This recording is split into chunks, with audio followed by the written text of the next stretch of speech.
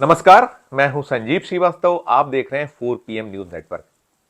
केंद्रीय मंत्री ज्योतिरादित्य सिंधिया इन दिनों आखिर किस उधेड़ बुन में है, यह सवाल राजनीतिक हलकों में होने लगा है।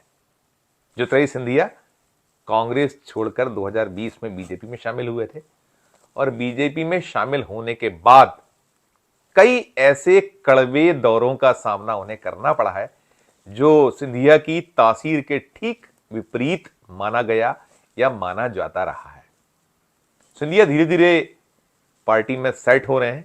खासकर मध्य प्रदेश विधानसभा 2023 के चुनावों के बाद थोड़ा सा पैसेज कुछ उन्हें मिलता दिख रहा है। दरअसल ग्वालियर चंबल संभाग में जिस तरह की संभावनाएं थीं कि वहां मुश्किल में है बीजेपी, कठिनाई में है पार्टी, लेकिन जैसे नतीजे मध्य प्रदेश विधानसभा चुनाव के मध्य प्रदेश भर में आए, प्रत्येक क्षेत्र से आए, कुछ वैसे ही नतीजे ग्वालियर चंबल संभाग में भी मिले हैं। प्रदर्शन पार्टी का ठीक ठाक रहा है और सिंधिया ने वहां किला लड़ाने का भरपूर प्रयास किया था। यद्यपि जीत जो भी मिली है पार्टी को, उसमें सबसे बड़ा श्रेय तो प्रधानमंत्री नरेंद्र मोदी के खाते में गया है। केंद्रीय गृह मंत्री अमित शाह की रणनीति को दिया गया है। तो कुल मिलाकर अब सभी दलों के सामने बड़ा प्रश्न लोकसभा के चुनाव है। 2024 लोकसभा के चुनाव मई में संभावित है। अब कुछ ही महीनों का वक्त शेष माना जा रहा है, उल्टी गिनती शुरू है। ऐसी संभावनाएं जतलाई जा रही हैं कि फरवरी में कुछ उम्मीदवारों की घोषणा, मध्य प्रदेश की जो 29 लोकसभा सीटें हैं उसमें बीजेपी भी कर सकती है और कांग्रेस भी कर सकती है। और तमाम जो संकेत बीजेपी में केंद्रीय नेतृत्व रणनीतिकारों ने दिए हैं उसके मुताबिक राज्यसभा के सदस्यों को लोकसभा का चुनाव लड़ना है।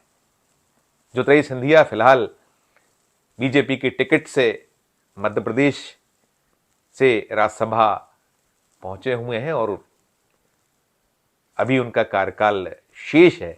लेकिन जैसी पार्टी की रणनीति या सुगबुगाहट बनी हुई है, जो खबरें छनकर बाहर आई हैं, उसके अनुसार अब राज्यसभा के सदस्यों को चुनाव मैदान में उतारा जाना है। तो ये माना जा रहा है कि ज्योतिरादित्य सिंधिया को भी लोकसभा का चुनाव लड़ना होगा। 2019 का लोकसभा का चुनाव ज्योतिरादित्य सिंधिया के लिए एक दुःस्वप्न रहा था, बुरा सपना रहा था। वे तब कांग्रेस में थे और गुना शिवपुरी की पारंपरिक सिंधिया राजघराने की सीट पर उन्हें करारी पराजय का सामना करना पड़ा था। 1.25 लाख के लगभग वोटों से ज्योतिरादित्य सिंधिया गुना शिवपुरी सीट हार गए थे। उन्हीं के एक चेले माने जाने वाले केपी यादव ने ज्योतिरादित्य सिंधिया को करारी शिकस्त दी थी। कभी केपी यादव ज्योतिरादित्य सिंधिया के जो चुनाव प्रबंधन के प्रमुख पात्रों में शुमार होते थे और उनके बहुत निकटतम पसंदीदा लोगों में थे, लेकिन कुछ ऐसे हालात बने कि रिश्ते कड़वे हो गए और बाद में केपी यादव कांग्रेस छोड़कर बीजेपी में शामिल हो गए। और बीजेपी में जाने के बाद उन्होंने पार्टी की टिकट पर, बीजेपी की टिकट पर सिंधिया को 2019 में करारी पराजय का स्वाद चखाकर एक इतिहास रच दिया था। सिंधिया भले ही आज बीजेपी में है, लेकिन केपी यादव और उनके जो रिश्ते थे सुधरे नहीं हैं। बहुत अवसरों पर केपी यादव की बातचीत में जो तल्खियत थी सिंधिया को लेकर या उनके समर्थकों को लेकर सामने आती रही। एक अवसर पर उन्होंने सिंधिया को मूर्ख कहा। सिंधिया के समर्थकों को ऐसे ही शब्दों से नवाजा जो सिंधिया और उनके समर्थकों को कभी अच्छे नहीं लगे होंगे, हमेशा नागवार गुजरे होंगे। तो अब जो स्थितियां हैं, अब जो हालात हैं, सवाल बड़ा ये खड़ा हुआ है कि क्या बीजेपी सिंधिया को गुना शिवपुरी से मौका देगी या किसी और सीट, खासकर माना यह भी जा रहा है कि ग्वालियर से भी पार्टी सिंधिया को चुनाव मैदान में, लोकसभा चुनाव के मैदान में उतार सकती है। इसलिए दोनों ही जगह सक्रिय नजर आ रहे हैं, काम कर रहे हैं। वे जब से केंद्रीय उड्डयन मंत्री बने हैं, उन्हें ये दायित्व मोदी सरकार में मिला है, तब से ग्वालियर के विकास को लेकर कुछ ज्यादा चिंताएं करते दिखते हैं। उन्होंने काफी सारे काम किए हैं। ग्वालियर वो क्षेत्र है लोकसभा का, या वो शहर है जो माधवराव सिंधिया के दौर से कामकाज करने, वहां जो कामकाज किए जाते थे इस परिवार द्वारा, उसे लेकर ख्यात रहा है। और जब माधवराव सिंधिया कांग्रेस में होते थे और ग्वालियर से निरंतर जीत दर्ज करते थे, भरपूर काम उन्होंने किए। ग्वालियर का रेलवे स्टेशन, ग्वालियर को शताब्दी की देन माधवराव सिंधिया के दौर की ही थी। उन्होंने और भी बहुत काम किए। ज्योतिरादित्य सिंधिया अब यही प्रयास में है कि वो जो दौर था महाराज का, बड़े महाराज का, माधवराव सिंधिया का, वैसे कुछ स्थितियां बनाई जाएं। यद्यपि जब सिंधिया ने कांग्रेस छोड़ी 2020 में और बीजेपी में आए, उसके बाद एक बड़ा धक्का सिंधिया को हम कह सकते हैं लगा होगा कि वो बीजेपी में आने के बाद भी ग्वालियर में महापौर की सीट बीजेपी को नहीं दिला पाए थे।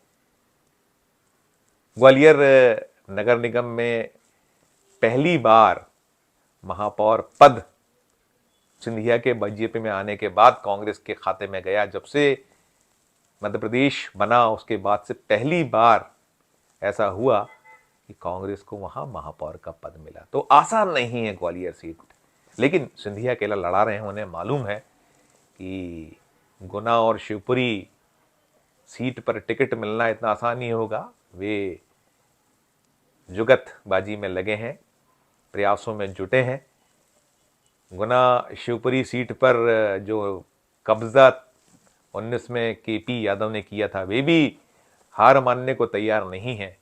दोनों के बीच कश्मकश साफ नजर आती है। आपस में दोनों के रिश्ते सभी को पता है, जग जाहिर हैं। और जब मिलते भी हैं तो मुलाकातों में भी वो तल्खियत, वो जो एक दूसरे को नापसंद करने का जो स्थितियां हैं वो दिखती हैं।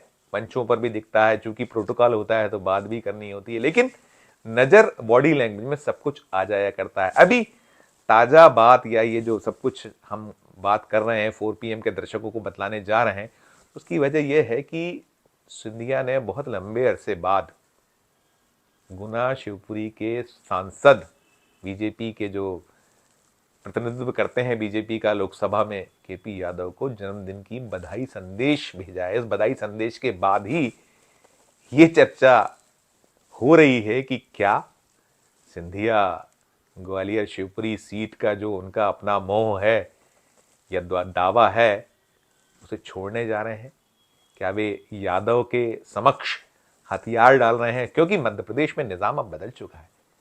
सिंधिया जब बीजेपी में आए थे तब शिवराज सिंह चौहान मुख्यमंत्री थे और अलग परिस्थितियां थीं। कभी एक दौर ये भी था, अगर 2018 के चुनाव में जाइए, जब ज्योतिरादित्य सिंधिया कांग्रेस के जो प्रचार अभियान समिति के मुखिया थे, प्रमुख थे, तब नारा और जुमला चला था कि माफ करो महाराज, अब की बार फिर शिवराज। लेकिन हालात बदले तो गलबहियां डाल के घूमते रहे दोनों पूरी चुनाव में। ग्वालियर चंबल संभाग में जो प्रतिद्वंदिता सिंधिया से होती थी नेताओं की, बड़े कई नेता हैं, चाहे वो प्रभात झा रहे हों, जयभान सिंह पवैया हों, नरेंद्र सिंह तोमर हों, नरोत्तम मिश्रा हों, ऐसे बड़ी लंबी फहरिस्त रही है, चाहे वो अनूप मिश्रा हो, सभी को गलबहियां आपस में करनी पड़ी, दिखलाना पड़ा, बतलाना पड़ा, क्योंकि पार्टी नेतृत्व का फैसला था, पार्टी उन्हें लेकर आई थी सिंधिया को।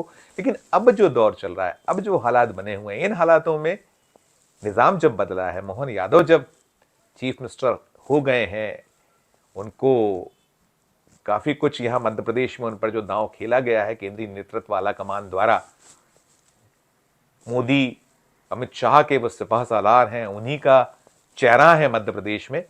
तो अब एक सुगबुगाहट ये भी है कि यादव मोहन यादव, केपी यादव, केंद्र की जो ओबीसी की पॉलिटिक्स से, और जो गुना शिवपुरी क्षेत्र है उसमें ओबीसी और खासकर यादव वोटों की संख्या अच्छी खासी है। तो कुल मिलाकर कई सारे पेंच हैं, कई सारे समीकरण हैं, जाति समीकरण। फिर जो मध्य प्रदेश के मुख्यमंत्री यादव हैं या केपी यादव, दोनों का जो एक ही उसको आते हैं दोनों, तो कुल मिलाकर तमाम कयास, तमाम जो अटकलें हैं वो तेज हैं यहां पर मध्य प्रदेश में कि आखिर ज्योतिरादित्य सिंधिया को टिकट कहां से मिलेगा।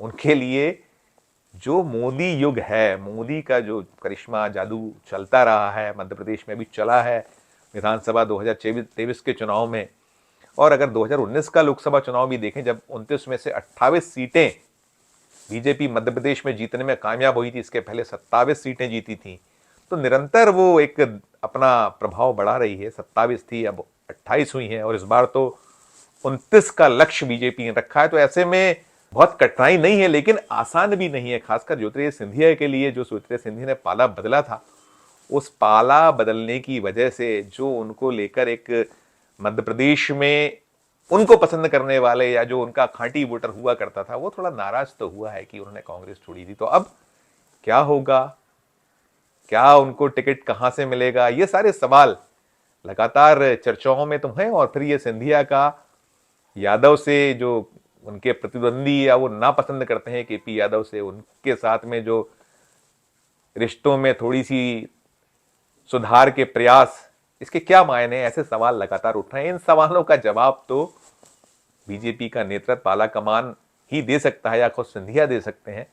और जब लोकसभा चुनाव के लिए टिकटों का ऐलान होगा तो और साफ होगा। यदि सिंधिया को जैसी कहा गया है कि राज्यसभा के सदस्यों को अब की बार लोकसभा चुनाव लड़ना है और उन्हें लड़ाया जाता है, तो टिकट की घोषणा होने के बाद ही साफ होगा कि सिंधिया के भाग्य में, खाते में क्या आने वाला है, गुना शिवपुरी या फिर कठिन सीट ग्वालियर।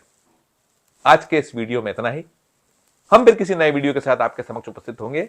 हमारा मध्य प्रदेश का चैनल नया है, इसे लाइक कीजिए, इसे सब्सक्राइब कीजिए, हमारे इस वीडियो को अधिक से अधिक लोगों तक शेयर भी कीजिए, इसके वीडियो के कमेंट बॉक्स में जाकर कमेंट भी कीजिए, और देखते रहिए 4 PM Madhya Pradesh, 4 PM national और 4 PM हमारे अन्य राज्यों के चैनलों को। धन्यवाद, नमस्कार।